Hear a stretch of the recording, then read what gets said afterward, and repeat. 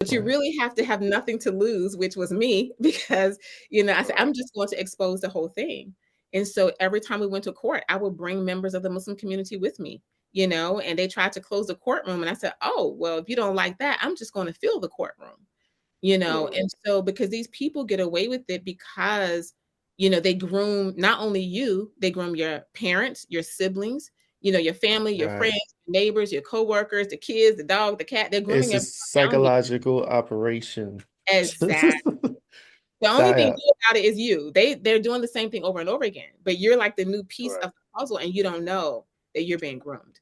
so Right. that's a lot to unpack. Go ahead, King. It Yes. is. It's a whole lot. It's a whole lot. So my first thought when she was saying that, he went home and said he'll be there when you get there, or thinking he would be there when you get there, But that's and what he he was like, said. right, okay. And then when you get there, it's like my first thought was premeditated, as in he Oh, had yeah. already thought this thing out. There was no trace of him existing in your home when you got back home, right? Go Yes. ahead.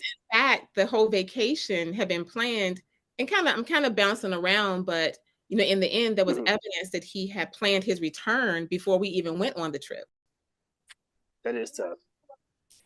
My thing So, is, go ahead, King. My fault. go ahead. No, I was just saying, like, I just keep every time she's mentioning what's going on, it's like premeditated, kind of like, when from a male's perspective, right? When a woman wants to say something, wants to do something, or wants to end something, right? She'll kind of be irritated at every single thing, right? And that's kind of Mhm. sounding like what he was just doing. Like it didn't really matter what was happening; it was going to make him blow up, right?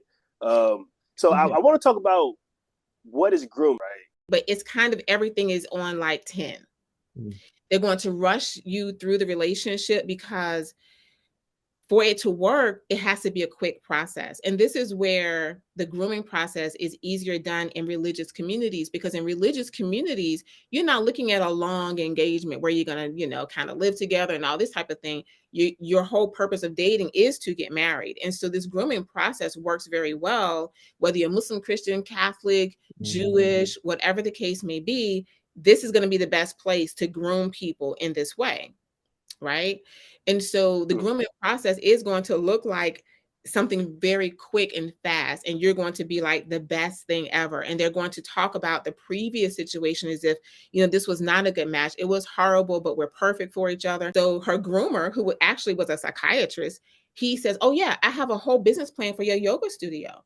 I wanted to open a bookstore, or in my case, I was a single mom, I was divorced, and so I'm going to fill this gap for you to be a role model and to be a support system, for your son.